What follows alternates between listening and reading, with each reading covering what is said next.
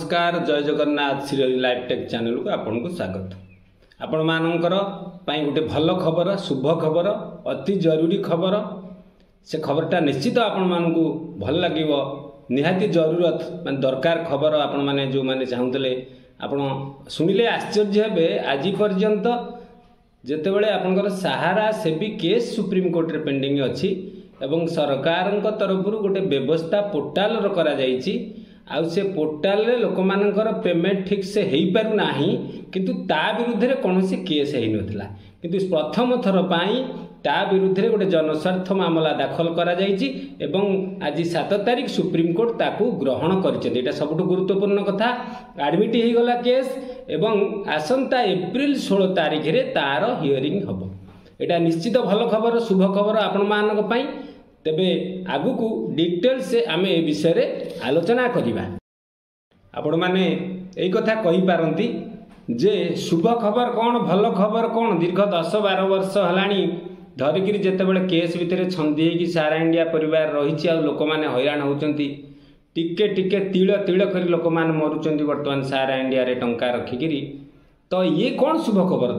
दीर्घ 10 वर्ष 12 वर्ष हलानी चलीछि केस किछु समाधान मिलु नाही किंतु कौन है शुभ खबर ना किंतु एइथि शुभ खबर आपण मानक आमे कहबा चाहूँ भल खबर एइथि हैला जे प्रथम थर पाई जो संस्था द्वारा पीआईएल फाइल करा जायछि से पीआईएल फाइलटा जो करा जायछि आधरे सब पक्ष किए होइचंती ना केंद्र सरकार मध्य आधरे पक्ष होइचंती 2 रे कंपनी मध्य पक्ष होइछि 3 रे central CR central register of cooperative society जो पोर्टाल करा जायछि से मध्य पक्ष होइछि। तेणु एठी गोटी गुरुत्वपूर्ण विषय आलोचना करिबा पई सुप्रीम कोर्ट राजी हेले। मु प्रथम खाली 2 लाइन कहि देबी आपन पीआईएल कोन जनस्वार्थ मामला अनेक लोकंकर स्वार्थ रे जोडी आंच आसे जो असुविधा हुए लोक आदि संपर्क होई थांती से घटना गुला को सुप्रीम कोर्ट रे जो दायर करा जाय किबा सुप्रीम कोर्ट बेले बेले निज तरफ मध्य ए प्रकार पदक्षेप नियंती जरूरी जानी करी किंतु लोक जे जोडा अनुष्ठान तरफ दाखल करा जायछि पीआईएल से होचंती किए ना विश्व भारती जनसंस्थान तरफ करा जायछि। आपण सुनिथिबे ए जो संस्था तरफ बहुत आगुरु पीआईएल फाइल करा जायतला किछि दिन तळु करा जायतला किंतु से संगठन आपनकर आंदोलन को आसुछि सहारा गरा ये पाई सारा कस्टमर मानक पई लढई मध्य लढुचंती एवं तांक तरफ जो पीआईएल टी फाइल करा जायतला सेतर किछि त्रुटि थला जा फळ रे कि ताकू आपनकर सुप्रीम कोर्ट मान्यवर सुप्रीम कोर्ट ताकू ग्रहण करू नथिले किंतु से त्रुटिटा को पुणी माने सुधारी देइचंती जा फल कि मान्यवर सुप्रीम कोर्ट ताकू ग्रहण कले एवं 7 तारिख रे तार जो प्रथम एडमिट हबार थिला एवं सेटा एडमिट कर दिया गला अर्थात रजिस्ट्रेशन हो गला केस एवं डेटटा एप्रिल 16 रु सुनानी हो। एप्रिल 16 तारिख को सुनानी मध्य रखा जायछि एवं सहारा सेबी मैटर रे जो केस रो हियरिंग रे जो एडवोकेट जो जज थिले से मध्य आधरे अछंती सी मध्य आकु सुनानी करि पारंती आगु।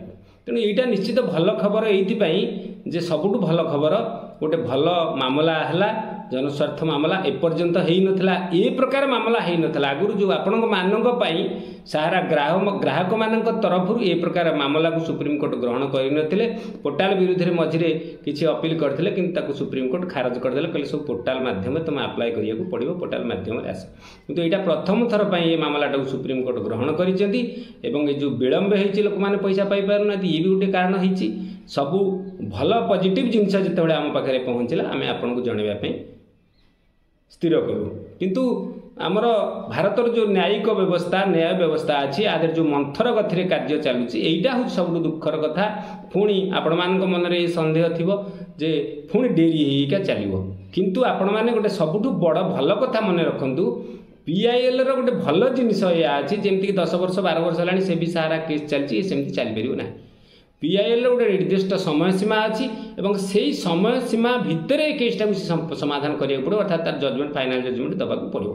तेणु आमको अधिका दिन अपेक्षा करने पड़ोनी आपण मानक अधिका हैरान होगा पड़ो ना। ये पीआईएलटा बहुत शीघ्र शुणाणी हम आउ भल भी हम कहीं निर्दिष्ट समय जेहेतु रोचे समय बाहर को से जापर ନାହିଁ ସୁପ୍ରିମକୋର୍ଟ ହେଲେ ମଧ୍ୟ ତାଙ୍କର ଟାଇମ୍ ବଣ୍ଡ ଅଛି, ଟାଇମ୍ ବଣ୍ଡ ଭିତରେ ସେମାନେ ତାକୁ ସମାଧାନ କରିବେ ବା ଯାହା ଜଜମେଣ୍ଟ ଦେବେ।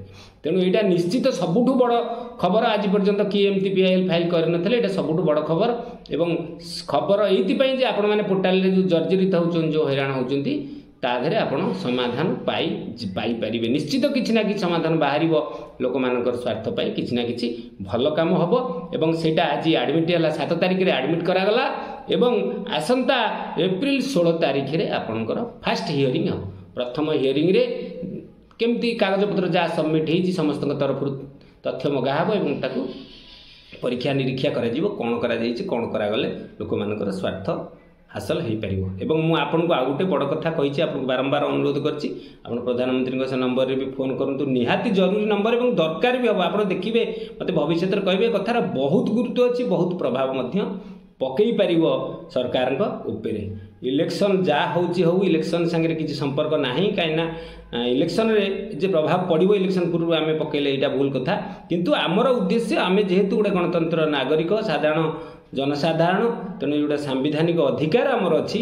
ଆମେ କୌଣସି ବି ପ୍ରକାର ଆମ କଥାକୁ ସରକାରଙ୍କ ପାଖରେ ଉପସ୍ଥାପନ କରିପାରିବା ଏବଂ ତାଙ୍କଠୁ ଆମର କାର୍ଯ୍ୟ ହାସଲ କରିପାରିବା। କାହିଁକି ନା ଆମେ ନିଃସ୍ୱାର୍ଥପର ଭାବରେ କାର୍ଯ୍ୟ କରିବା। ଆମ ନିଜର ଯେଉଁ କଷ୍ଟ ଅର୍ଜିତ ଧନ, ଆମର ଯେଉଁ ଗରିବ ଖଟିଖିଆ ମୂଲିଆମାନେ ଯେଉଁ ଟଙ୍କା ରଖିଛନ୍ତି ତାଙ୍କର କାର୍ଯ୍ୟରେ ଲାଗିପାରୁନାହିଁ। ତେଣୁ ଲଢ଼ିବା ନିହାତି ଦରକାର ଏବଂ ତାଙ୍କ ପାଇଁ ଯେତିକି ସବୁ ଆଗକୁ ରାସ୍ତା ପ୍ରଶସ୍ତ ହେବାକୁ ଯାଉଛି, ଏ ପ୍ରକାର ସିଚୁଏସନ୍ କ୍ରିଏଟ୍ ହେଲେ ଆମର ପ୍ରଭାବ ମଧ୍ୟ ତାଙ୍କ ଉପରେ ପଡ଼ିଲେ ସେ ଶୀଘ୍ର ସେ କଥାଟାକୁ ସମାଧାନ କରିଦେବେ। ଏବଂ ମାନ୍ୟବର ସୁପ୍ରିମକୋର୍ଟକୁ ମଧ୍ୟ ବହୁତ ବହୁତ ଧନ୍ୟବାଦ ଯେ ଯାହା ହଉ ଏ କଥାଟାକୁ ଗ୍ରହଣ କଲେ। ନହେଲେ ସେ ଯଦି କ୍ୟାନସଲ୍ କରିଦେଇଥାନ୍ତେ ପିଆଇଏଲ୍ ଫାଇଲ୍ ହୋଇପାରିନଥାନ୍ତା, ସେ ଆଉ ରହିପାରିନଥାନ୍ତା, ଜନସ୍ୱାର୍ଥ ମାମଲାଟା ବି ରଦ୍ଦ ହୋଇଥାନ୍ତା। କିନ୍ତୁ ଯାହା ହଉ ତାକୁ ଗ୍ରହଣ କରିଛନ୍ତି। ଏଇଥିପାଇଁ ଗ୍ରହଣ କରିଛନ୍ତି ସେଟାକୁ ସେ ଦେଖିଲେ ଯେ ଆ ଦେହରେ ବହୁତ ଜିନିଷ ରହିଛି ଆଉ ଲୋକମାନଙ୍କ ସ୍ୱାର୍ଥରେ ଆଞ୍ଚ ଆସୁଛି, ଲୋକମାନେ ହଇରାଣ ହେଉଛନ୍ତି। ତେଣୁ ସେଇଥିପାଇଁ ଏ କଥାଟାକୁ ସେ ଗ୍ରହଣ କରିଛନ୍ତି। ନିଶ୍ଚିତ ଗ୍ରହଣ ଯୋଗ୍ୟ ପଦକ୍ଷେପ ମଧ୍ୟ। ଆମେ ମଧ୍ୟ ତାକୁ ସ୍ୱାଗତ କରିବା ତାଙ୍କର ଏ କାର୍ଯ୍ୟକ୍ରମକୁ ଏବଂ ପୋର୍ଟାଲରେ ମଧ୍ୟ ଆପ୍ଲାଏ କରିବା ବନ୍ଦ କରିବା ନାହିଁ। ଯେମିତି କାର୍ଯ୍ୟ ଆମର କରୁଛେ କରିବା, ଆମ ତରଫରୁ ମଧ୍ୟ ସବୁ ପ୍ରକାର ପ୍ରୟାସ ରହିବ। ପ୍ରୟାସ କରନ୍ତୁ, ଫୋନ୍ ବି କରନ୍ତୁ ଏବଂ ପୋର୍ଟାଲରେ ମଧ୍ୟ ଆପ୍ଲାଏ କରନ୍ତୁ ଏବଂ ରିସବମିଶନ ପାଇଁ ଯାହା ଅପସନ୍ ଅଛି ତାହା ବି କରନ୍ତୁ। କାହିଁକି ନା ସୁପ୍ତସ୍ୟ ସିଂହସ୍ୟ ନ ପ୍ରବିଶନ୍ତି ମୁଖେ ମୁଖା ମୃଗାଃ, ଯେମିତି କହିଛି, ଶୋଇଥିବା ସିଂହର ପାଟିରେ ହରିଣ ଆସି ଛାଁ ଛାଁ ପଶିଯିବ ନାହିଁ। ସେଇଭଳିଆ ଆମେ ଯଦି ଶୋଇପଡ଼ିବା ଆମ କାର୍ଯ୍ୟ ପଦ୍ଧତି ମଧ୍ୟ ଶୋଇପଡ଼ିବ। ତେଣୁ ଆମେମାନେ ମଧ୍ୟ ଆମ କାର୍ଯ୍ୟରେ ତତ୍ପର ରହିବା ଏବଂ ଯେଉଁ ସମୟରେ ଯାହା କୋଅପରେଟ୍ କରିବା କଥା କୋଅପରେଟ୍ କଲେ ନିଶ୍ଚିତ ଆମ ସଫଳ ହେବା, ଏଥିରେ ସନ୍ଦେହ ନାହିଁ। ସମୟ ପାଖେଇ ଆସିଲାଣି, ଆପଣମାନଙ୍କର ନିଶ୍ଚିତ ଖୁବ୍ ଶୀଘ୍ର ସମାଧାନ ହେବ। ବହୁ ଦୁଃଖ କଷ୍ଟରେ ରହିଲେଣି ଆପଣମାନେ, ତେଣୁ ସହଯୋଗ କରନ୍ତୁ ଏବଂ ଆମ ଭିଡ଼ିଓଟିକୁ ଯଦି ଭଲ ଲାଗିଛି ଲାଇକ୍ କରନ୍ତୁ, ସେୟାର କରନ୍ତୁ। ଯଦି ଚ୍ୟାନେଲଟିରେ ନୂଆ ଅଛନ୍ତି ତାହେଲେ ସବସ୍କ୍ରାଇବ୍ କରନ୍ତୁ, ଏମିତି ଲାଟେଷ୍ଟ ଅପଡେଟ୍ ପାଇବା ପାଇଁ। ରହୁଛି, ନମସ୍କାର, ଜୟ ଜଗନ୍ନାଥ।